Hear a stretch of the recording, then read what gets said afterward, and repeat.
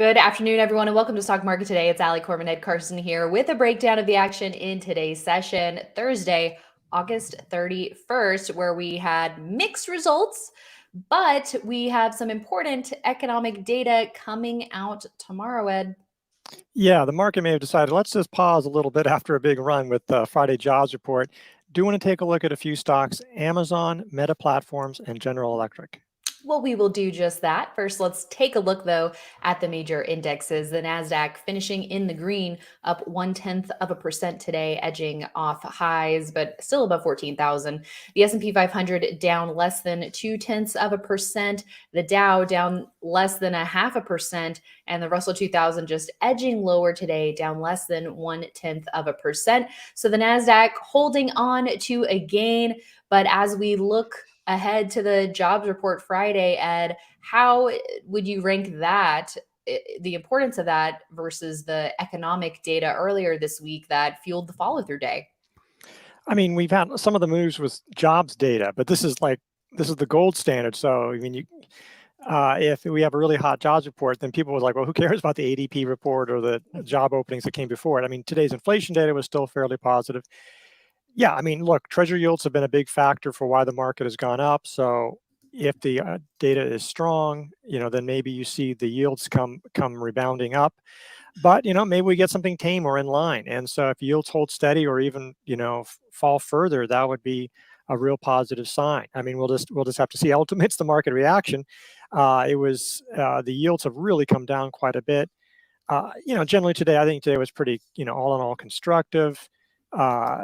NASDAQ did eke out a gain. The other major indexes, it's fine. Okay, the Dow fell a little bit more, for whatever reason. And so that's nice to see if that could hold a 50-day line, but it's not as important than NASDAQ and S&P. I'd say the only discouraged thing was the Russell 2000, which hit resistance at the 50-day line. So that's something you'd like to see come above. We'd like to see that breadth improve, continue to improve. But we did see some more stocks break out today. More stocks are setting up. So, I mean, we've had some big runs, including the Russell. I mean, look, this looks like a blip. I mean, it's fine to pause. It's like coming up to a door. Well, you ring the doorbell first, maybe. It doesn't mean that, this is going to stymie you for all time. So I think it's pretty healthy action we're seeing in the market. Mm-hmm. Yeah, the Russell's still on pace for a pretty decent week, but we'll have to see what tomorrow brings, Ed. It's not just automatically going to be smooth sailing. Okay, let's now turn our attention to a few quick ETFs before we take a look at those three stocks. So here's IGV. This tracks the software sector. Our audience should know this by now. We look at it a lot.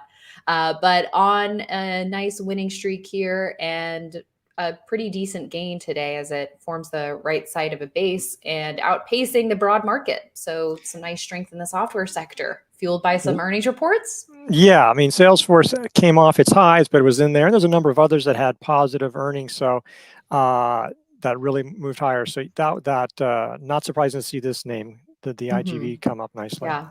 And then we also can look at SMH, looking like it's setting up here for the chip sector. We've got Broadcom earnings tonight. Yeah, so that'll be interesting to see how that goes. But definitely seeing the growth names come up. It's that week ago reversal day looks like, well, that's no big deal. That's it's nice to see how well chips have bounced back as well. Yeah, the participation we definitely want to see. Well, what about participation among the mega cap tech stocks? Looks like Amazon participated today, up 2.2%. Volume did pick up, and while it was just slightly above average, look at how it picked up versus how it had been pulling back in light volume in this pullback. Yeah, so that was nice action here. It bounced from the 21-day line, broke this little trend line. It's rebounded this week from the 50-day, 10-week line. If you want to look at it from a weekly basis, you can treat this little consolidation as a handle on a consolidation going back a full year. So there's a lot of reasons why you can look at that.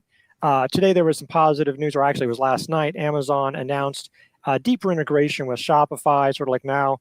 Shopify will be able to use merchants for using Shopify will be able to, if they want, let people use Amazon Prime benefits in there. So customers can do that. That could be a benefit there. So Shopify also had a really big gain. And that was all presaged. If you look at Shopify's gain in May, well, that was because, there was earnings, but the real news was that we're getting out of the logistics business. We're going to stop competing with Amazon, essentially. So that was great for just the cost side. But here's another payoff. Now you have benefits from working with Amazon. So all feeding through on that front. Yeah, and nice to see strong volume behind that move there. But going back to Amazon, I mean, just a very steady uptrend for the last couple of months here, Ed. So, in terms of an actionable opportunity, this does seem like one where you could set a stop around the 50-day line, or even a 2% close below the 10-week line or so, and be able to manage your risk that way if you wanted exposure to this area of the market. I think that makes perfect sense. Let's also take a look at Meta, a fellow Magnificent Seven name. Didn't get a nice move today like Amazon did, but it didn't have that news to help fuel it. Hit a little resistance, it looks like, at around that round number at 300, but this one's still setting up and has potential if it can really move nicely off of those moving averages. What do you think? I agree. We talked about this on IBD Live. It's got that 50-day line, the 300 level. It had nice support days at the bottom of its little, recent sell-offs coming off those lows. So it's working on a new base, but if it bounced above that 300 level, you could definitely think of this as actionable. This is one of the big winners of 2023, along with NVIDIA. Right. So this might be the first base that develops in quite a while. It hasn't happened yet, but it has tested the 10-week line, a couple of times, but this is more serious. So I think that might provide an opportunity, again, if you want to get into this name or add some shares in a big winner this year. Yes. Well said. And let's round things out with a look at GE. What a strong and steady uptrend this stock has had, riding that 10-week line higher, up about 2.3% so far for the week. And looking a little closer, we do have a flat base with a depth of only 7%, Ed. And it looks like if you wanted to sneak in slightly earlier, this 115.85 level could be the time to do it.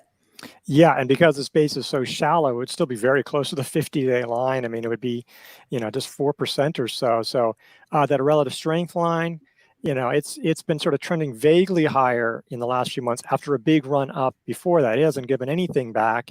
So this would be the first base since January, really, from this, and an opportunity there. It's becoming more of a pure play aerospace. You can see the growth is accelerating. This isn't just defensive right now. I mean, maybe eventually it'll become defensive again, but there's some real growth in there going on. So nice to see here, and hasn't really provided a lot of opportunities other than a couple of tight actions. So definitely one to be watching, see if this industrial giant can make another move here. Yes, we will add it to the watch list. Thanks so much for that. And thanks everyone for tuning in. That's it for today. We will be back with more tomorrow morning on IBD Live, and we hope you join us. We're going to be joined by hedge fund manager Jim Ropel, and have to see what he's doing in this rally with that follow through day earlier in the week. But we'll have to see, once again, as I'd mentioned, what the jobs report brings. And we'll be all over that, and stocks that are looking interesting with Jim Ropel. So please join us, investors.com/IBD Live tomorrow morning for that. We will see you there. And then Ed and I have you covered tomorrow afternoon at the close, right back here. So we will see you then.